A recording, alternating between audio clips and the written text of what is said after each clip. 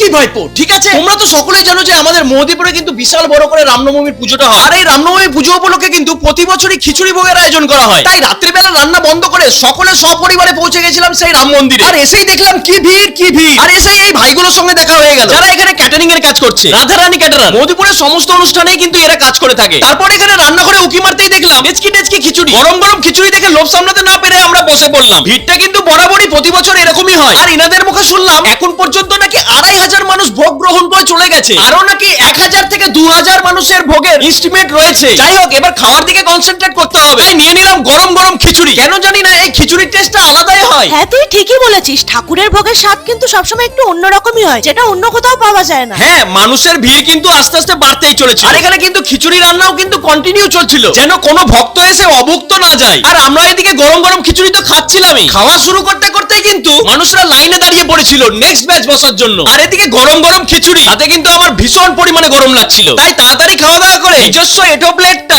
গিয়ে আমরা ডাস্টবিনে ফেলে দিলাম। আর ঘড়ির কাঁটায় তখন কিন্তু রাত 9:30 বাজতে যায়। কিন্তু এদিকে ভিড় কিন্তু কমেনি, ভিড় কিন্তু আস্তে আস্তে বাড়তেই চলেছিল। অনেক দূর দূর থেকে কিন্তু ভক্তগণেরা আসেন প্রসাদ গ্রহণ করতে। আর বাইরে কিন্তু ছোটখাটো একটা মেলার মতো হয়েছিল, অনেক কটা দোকানে বসেছিল। অনেকটা রাতও হয়ে গেছিল। আর বাড়িতে এসে কিন্তু এই এডিটটাও তো কমপ্লিট করতে হতো। তাই আর দেরি না করে রওনা দিলাম বাড়ির উদ্দেশ্যে। তো আজকের ভিডিওটা কেমন লাগলো অবশ্যই কমেন্ট করে জানিও। দেখা হচ্ছে অন্য কোনো ভিডিওর সাথে, ততক্ষণের জন্য বাই বাই।